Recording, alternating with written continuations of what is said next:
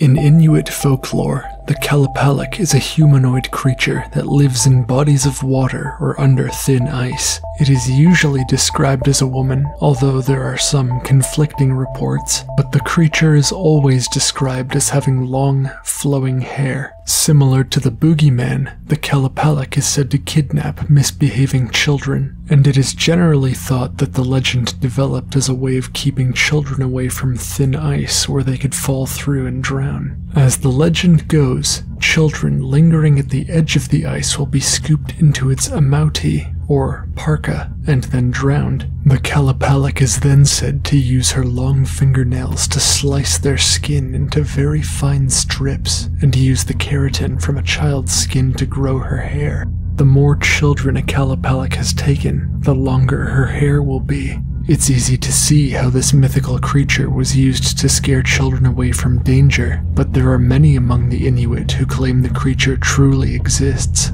In 1989, a fisherman by the name of Emmerich made a frightening report that ended up in a local newspaper. In Qallupilluit, while out on a fishing trip with his son, their boat's motor failed. Emmerich first tried refiring the motor, as it was minus 45 degrees Celsius that day, but this proved not to be the issue. Emmerich's son, Panic, while looking over the edge of the boat, noticed something was tangled in the propeller, dark, fibrous strands of hair. Emmerich pulled it aboard to examine it, thinking it was a wig, but noticed pale chunks of tissue still attached to its base. Assuming it to be a murdered woman, he promptly reported it to the police. Strangely, RCMP forensics identified the DNA within the hair follicles of not one, but two missing girls, from Qallupilluit and Qallupilluit. The Qallupilluit girl, Karima, had been missing for 6 years at the time the scalp was discovered, but the Qallupilluit girl,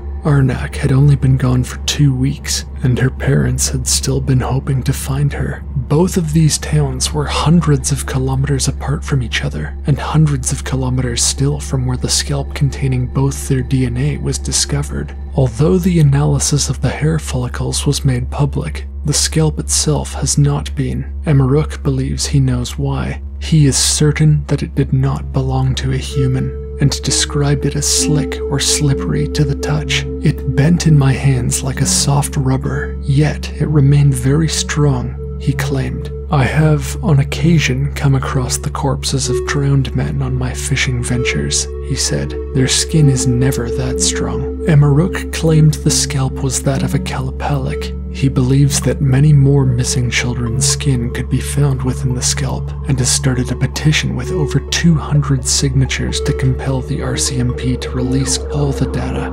Emmerich has also claimed that he believes this particular qalupalik had been stalking his son for weeks, although he does not claim to know how it died. It was a cloudy day, and very cold. I remember it well because earlier that morning the fire had died before I awoke. I was with Panic, and he was being difficult. It was like pulling teeth trying to get him to help me cut the ice. There was a moment when the sun came out, and underneath us, clear as day, was the outline of a woman, with long hair, drifting in the currents. I rushed Panic inside, but when I returned with my spear, the woman was gone.